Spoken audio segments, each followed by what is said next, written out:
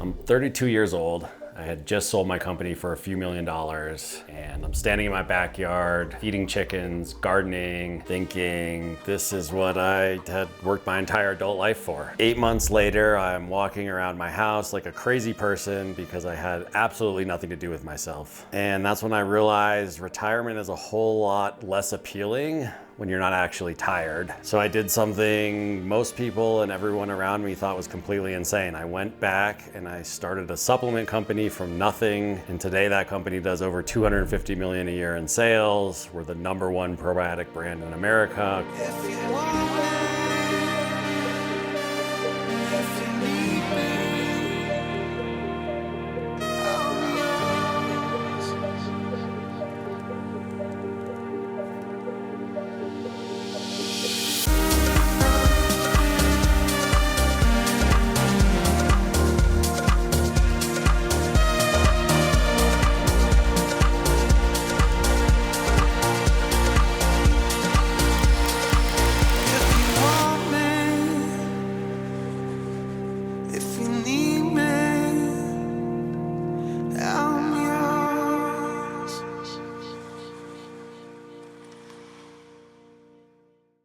So it's 2007, I'm 20 years old, I drop out of college. Before dropping out was cool, and everyone around me thinks I'm making the biggest mistake of my life. They're calling me an idiot, begging me not to do it, and I did it, and I made a leap, and I was set on proving everyone wrong that I was making a good decision. Growing up, I had no money.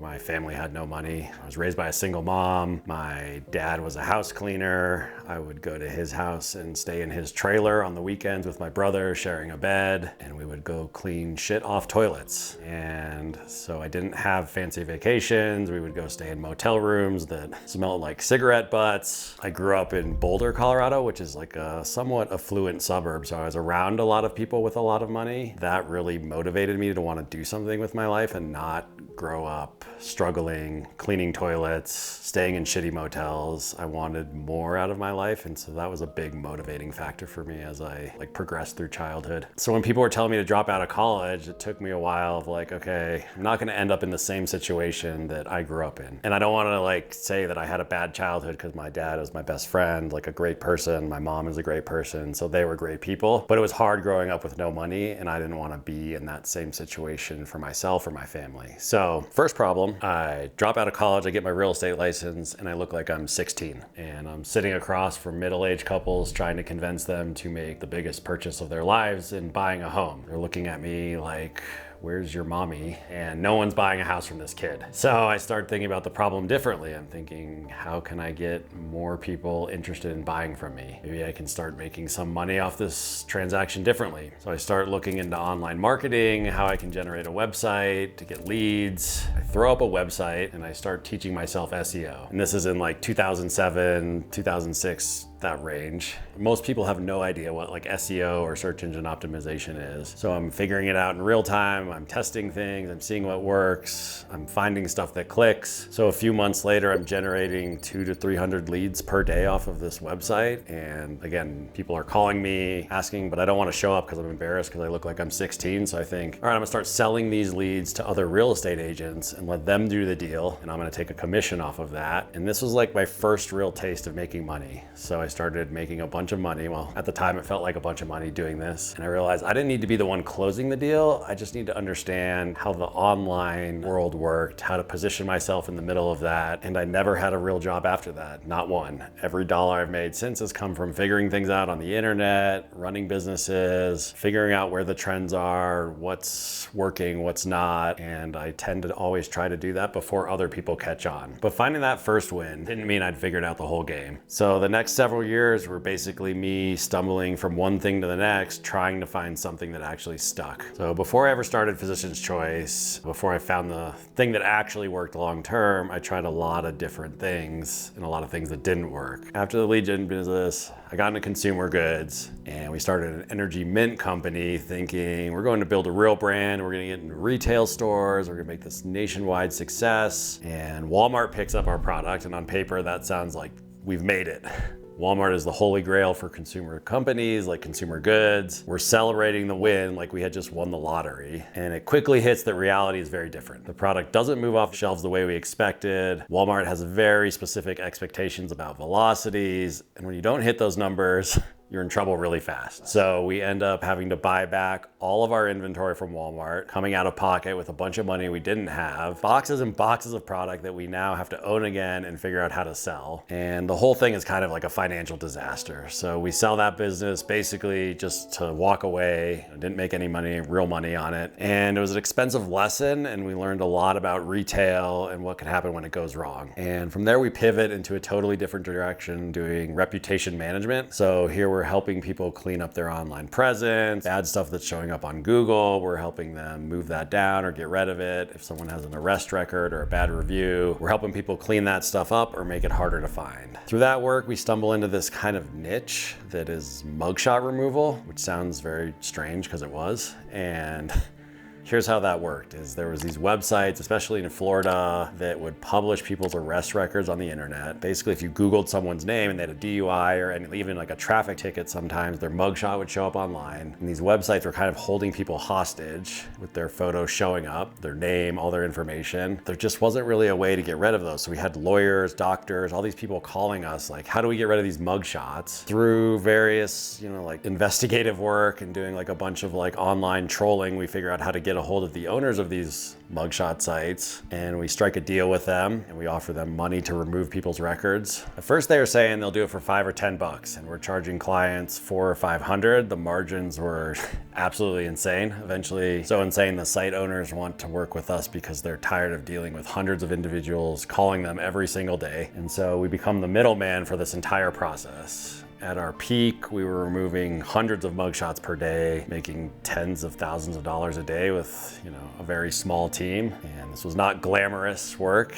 It's actually kind of a really grimy business when you think about it. But it was money, and it was consistent, and it was scaling, and we were young and hungry. And so we run that business for a few years, and we get an offer to sell for a few $1,000,000. And I'm in my early 30s. I have a son on the way, and I genuinely believe this is my ticket out forever. So for as long as I can remember, I had this number in my head, this threshold that represented financial freedom. If I could just generate enough passive income, if I could just hit a certain point, I would finally be able to stop working and actually enjoy my life. When the deal closed for the mugshot internet reputation business, I felt like I had crossed that finish line. I'd been running towards this moment for 15 years. The grind is over, I'm free. So the first thing I do is I buy my dream house in Boulder. Nothing crazy, but a nice piece of property where I could decompress. It was the house I'd always wanted, and I could not think about work for the first time in my adult life. I got chickens. I don't know why chickens specifically, but I got chickens, and I felt like it was a good retired thing to do. So I built a chicken coop, started collecting eggs in the morning, trying to live a simple life. I started a garden. I got into gardening, reading about soil and composition, and I went full hippie, trying to get into this life. This is what I'm gonna do now. I'm gonna be a guy who gardens and raises chickens, and I'm gonna travel whenever I feel like. I'm gonna play golf. I'm gonna fish 3-4 times a week. I'm sleeping in, no emails, no calls, no fires to put out, just pure unstructured freedom. And my wife and I take kids places all over we could have never done before, like nice trips, nice hotels, real vacations, and I'm giving them a great childhood. I decompress, I'm enjoying life. I can feel the tension leaving my body, the constant anxiety about like revenue and payroll and completion of tasks, and all this starts to fade. I'm decompressing in a way that I really had never known how or that I needed to. But somewhere around month 6 of this, I start to notice something, like a relentless urge that just won't go away. I'm pacing around the house. I'm looking for something to do. I give up the gardening. The chickens get eaten by raccoons. I'm not fishing. In month 8, I start to become almost a crazy person. I am like climbing off the walls, just like driving my wife nuts. I have all this energy and nowhere to put it. My brain is screaming for a problem to solve. I'm scouring the internet for interesting ideas. I'm trying to convince myself that,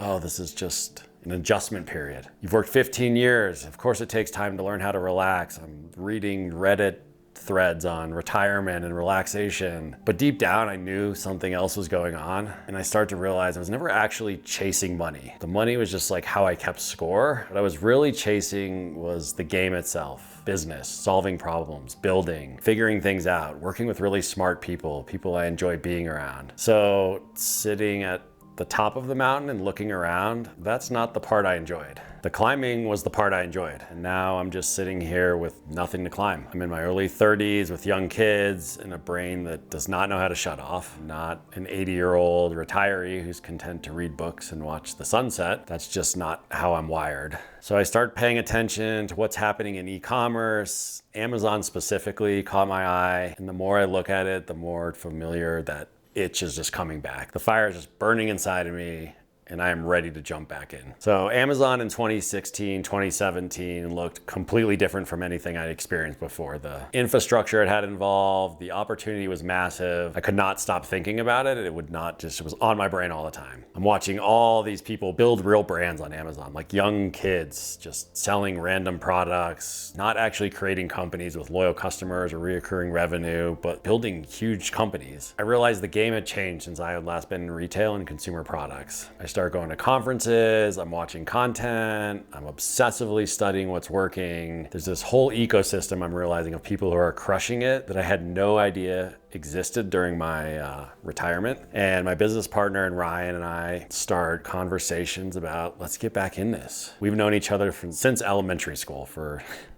30 plus years. We've been through multiple businesses together. He knows me well enough to know that when I see where something is heading, I have a vision. Ryan's skeptical though, and I get it. It's our last retail experience at Walmart was just horrible. It broke us. The idea of getting back into consumer goods feels dangerous, but I just keep bringing it up to him. Every time we talk, I'm steering the conversation back to Amazon, back to e-commerce, back to this opportunity.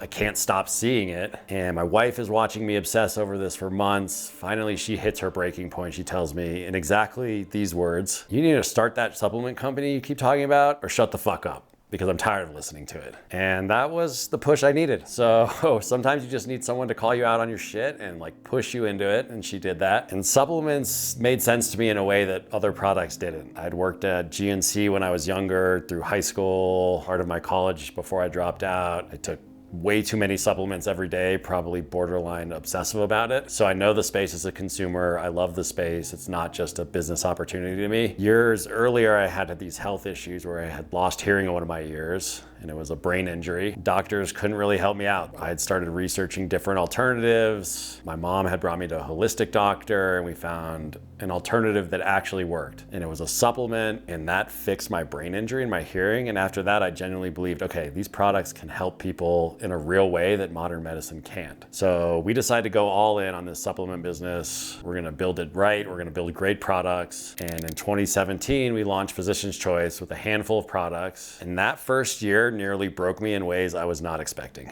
So the problem was that I was in a very aggressive mentality. I was in this very aggressive mind state with business. Move fast, outspend the competition, win at all costs. That approach had worked before. Why wouldn't it work here in this case? So we launch with a bunch of different products, probiotics, turmeric, ashwagandha, whatever we thought we could sell that was high quality products. So the strategy, if you want to call it that, was to throw everything at the wall and see what sticks. I became obsessed with bestseller badges. I still am on Amazon. And if you've never sold on the platform, the badge is like a drug. People at my company joke I should get a tattoo of a bestseller badge. But if you're number one in a category, it means you've won. You are selling the most units. Every time a competitor takes our badge, I take it personally. If someone came into my house and stole something from me, that's how I feel when someone takes my badge. So my response is always the same. Crank up the ad spend, add more coupons, do whatever it takes to get it back. We're running promotions constantly, deep discounts to drive volume. The math doesn't work. But I'm not really good at looking at the math.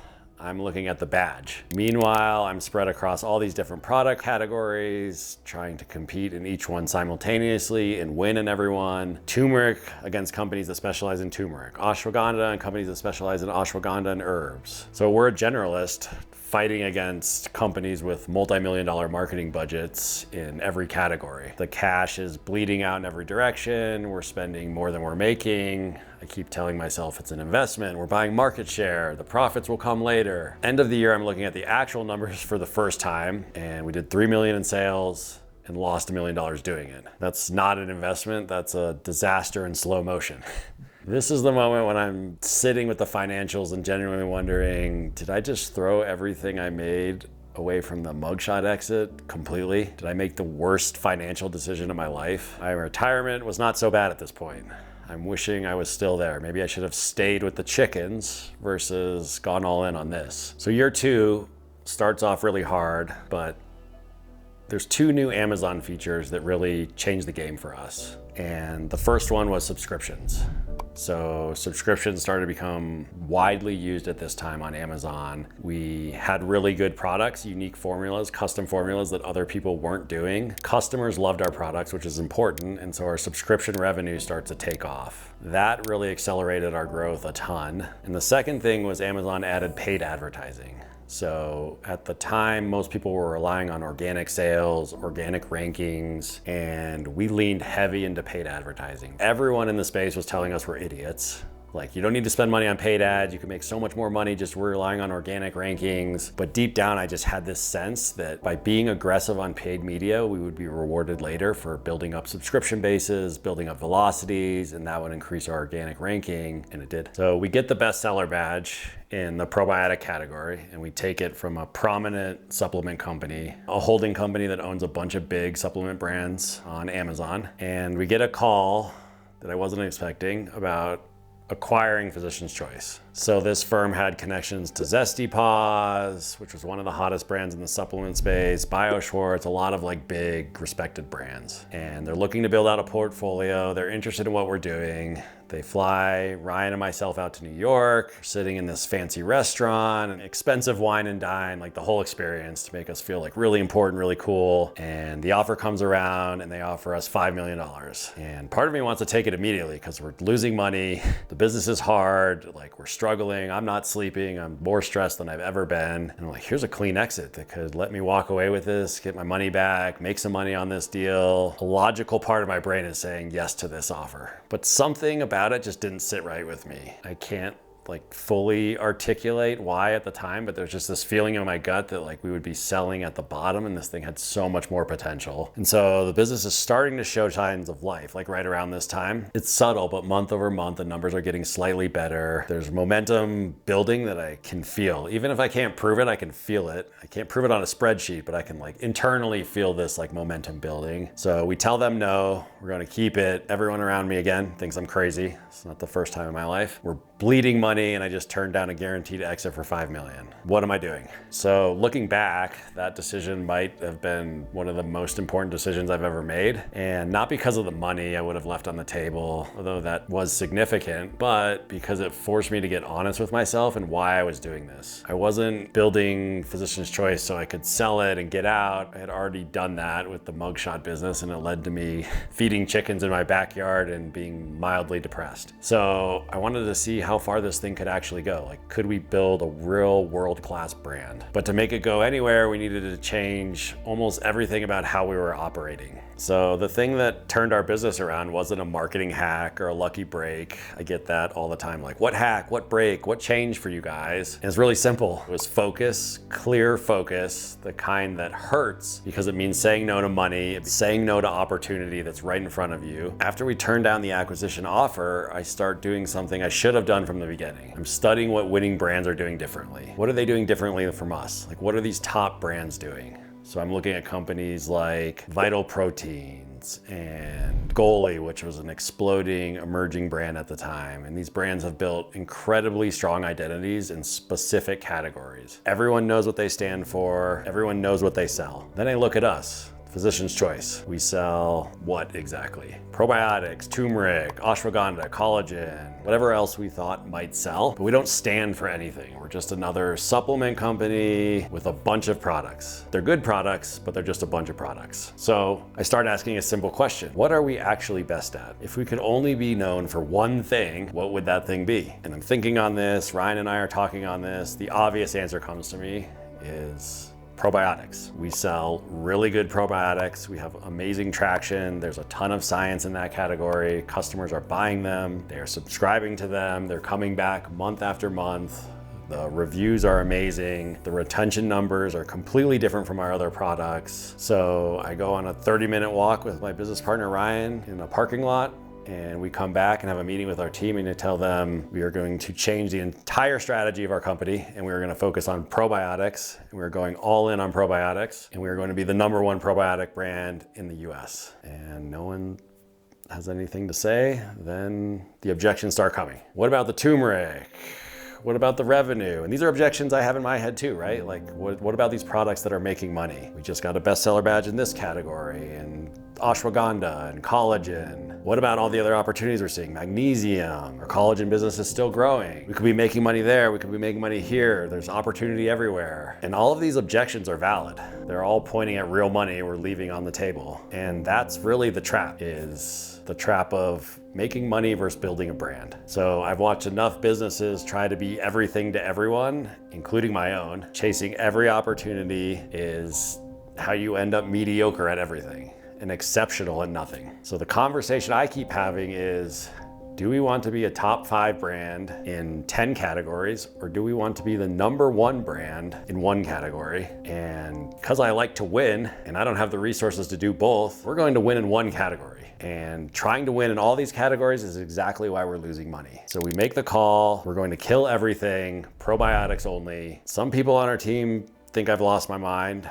Others are actually very relieved and excited that we have a clear direction. Either way, we're committed now. The decision is made and we're going forward. So we take every marketing dollar we were spreading across all these different products and categories, and we just point it all at probiotics. We take all the energy and resources and time we were spending on inventory and everything else on all these other SKUs, and we focus on perfecting our probiotic line. We take all the mental bandwidth, everything we were doing to compete in 5 different categories, and we pour it into understanding 1 category better than anyone else. And the results are immediate. Focus doesn't work like a light switch, but within a few months, we start seeing the numbers move in a way that we've never seen before.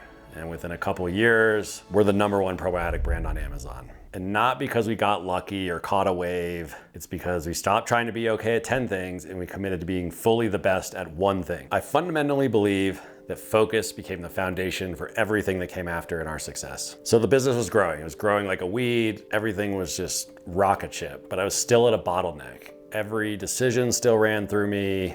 Every problem was still landing on my desk. And the worst part is I didn't even realize this was a problem. We're doing 50 million in revenue at this point. By most measures, the company is very successful. But if you look behind the curtain, you see something closer, that there was just chaos held together by duct tape and willpower. So we're working out of an Airbnb. We've converted it into an office. It's not a real office. There's 4 dudes in a house in the suburbs with a bunch of guys just grinding away on laptops in our bedrooms. And I'm showing up to job interviews looking like I haven't slept in days, because I probably hadn't. My hair is a disaster. I'm barely showering. I look like someone who should be asking for spare change on the corner, not running a company. We bring in this candidate for an interview, and he looks around at our setup and straight up asks if we're making the supplements in the basement.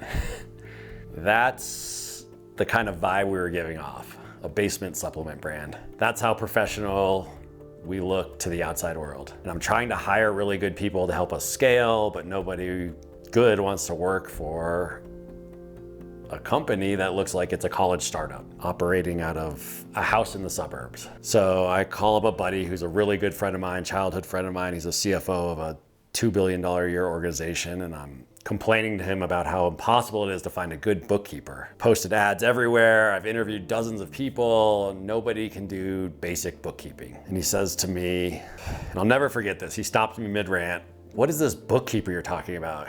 You're doing 30, 50 million a year in revenue. You don't need a bookkeeper. You need a real finance person, a controller, a VP of finance, probably a CFO." And that comment hit me like a truck.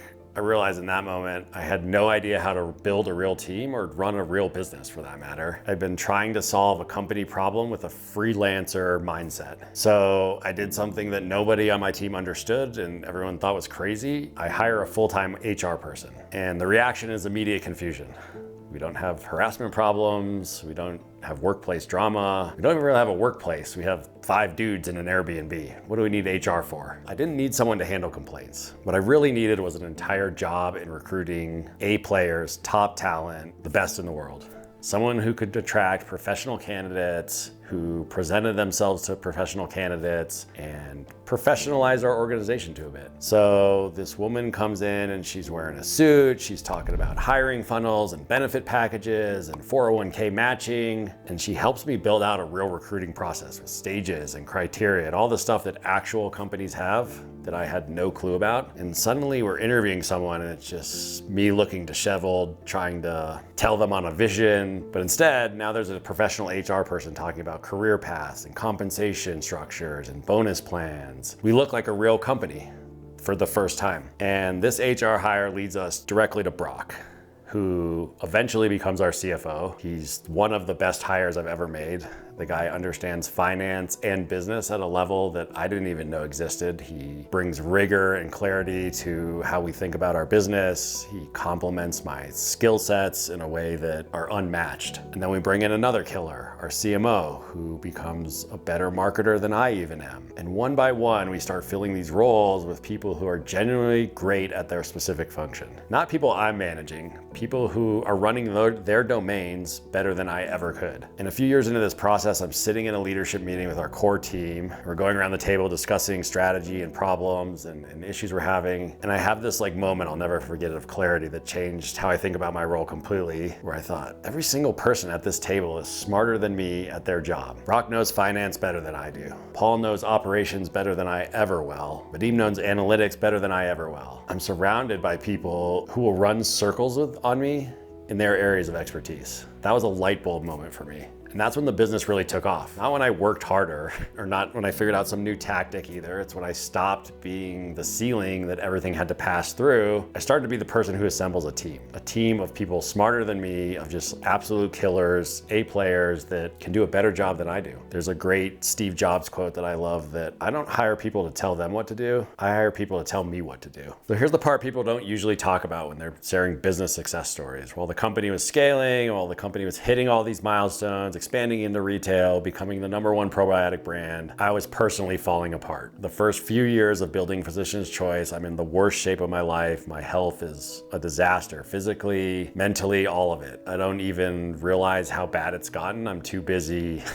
grinding, working, sitting at my computer, but my diet is a disaster. I'm stress eating constantly. I'm eating fast food for lunch, whatever's convenient for dinner, snacking throughout the day. Anything I can do to take the edge off the anxiety, really. I'm not exercising at all, 0. The idea of taking an hour to go to the gym feels impossible when there are 1,000 fires to put out at work. Then I'm pounding coffee, anything else I can to get through the second half of the day because I'm dying. And I tell myself, this is what high performance looks like. Do whatever it takes. This is what it takes to build something. You sacrifice your health now, you can enjoy the rewards later. That's the deal.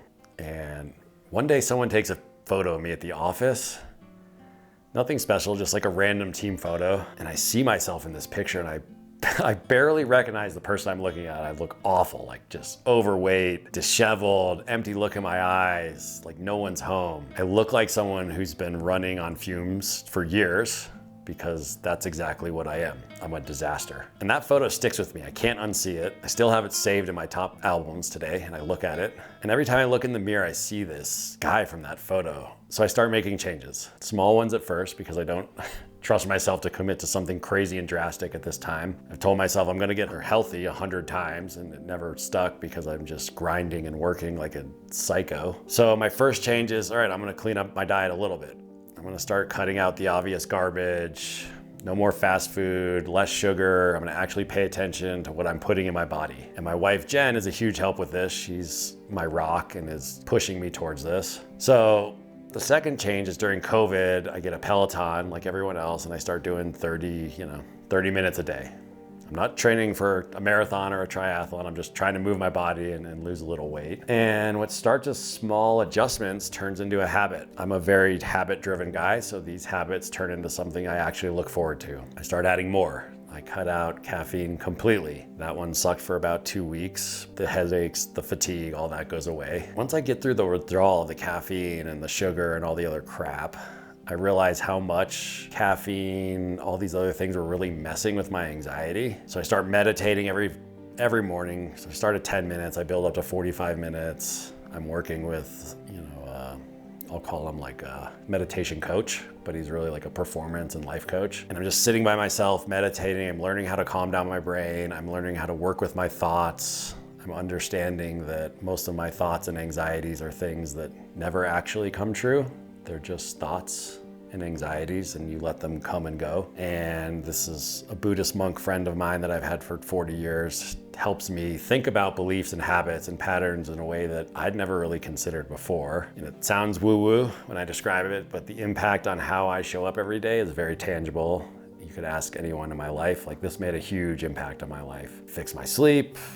I'm in bed by 8 p.m. I wake up at 5 a.m. Those are non-negotiables for me. Anyone that hangs out with me will know that you try to keep me up past 8, I'm not a happy guy. My friends think I'm insane. I don't care.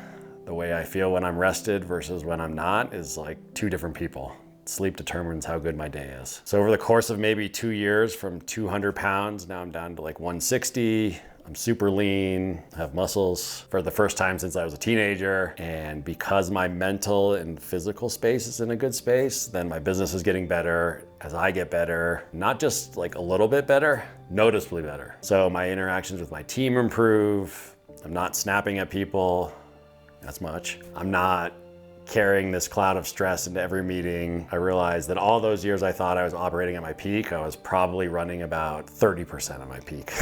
And I regret that. The fog I was living in was so normal that I didn't even know it was a fog. But you can't keep borrowing from your health. Like, it's just not sustainable to fuel your business. If you're young and you think you can, you have some hard lessons coming. That's a debt, and it compounds like financial debt. At some point, that bill comes due and you're gonna pay for it. So now we're a $250 million a year company. We'll do $300 million this year. We're the #1 probiotic brand across every major channel, the #1 probiotic brand in the US. We will now be the #1 gut health brand in the US, is where our targets are focused. We're in every Walmart in the country now, every Target, close to 100,000 retail touch points. And when I think back to our first retail experience with the Energy Mint company, buying back all our inventory from Walmart because it didn't sell, it's almost hard to believe I'm the same person. But those failures turn into successes if you just don't quit. And now we've got about 70 people, 70 employees, real departments with real leaders, finance, marketing, operations, all of it running without me having to touch everything. Amazon is still a huge channel for us, our #1 channel. We'll spend anywhere from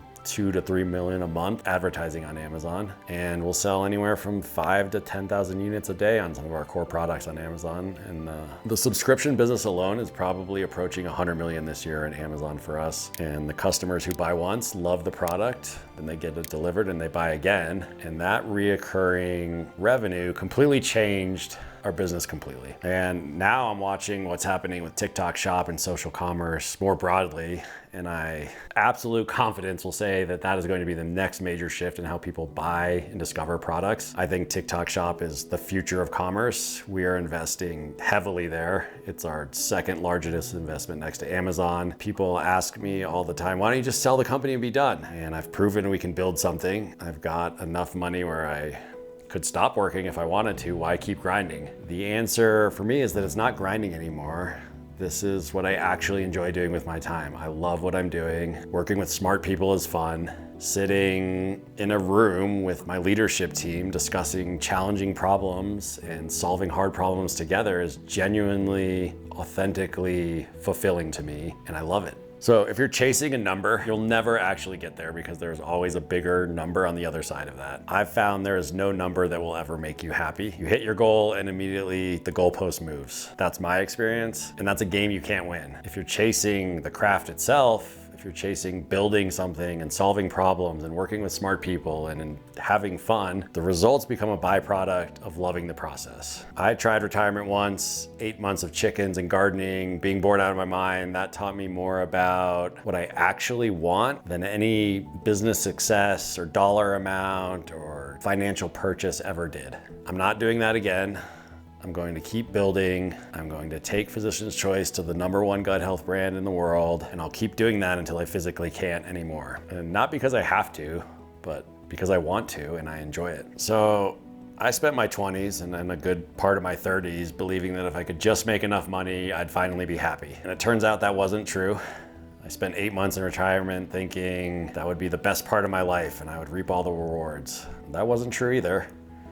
What actually made me happy was going back in, starting over, and building something real alongside people I respect, I admire, and I look up to. People I learn from. This is year 8 of Physician's Choice, and I would say we're just getting started. So if you want to hear more from a founder who's actually done this and is still in the middle of it, hit subscribe. I'm excited to share more of my lessons from the past decade or so and hope that you can learn from them and some of my mistakes. I'm not here to sell you anything, so hope to see you in the next video.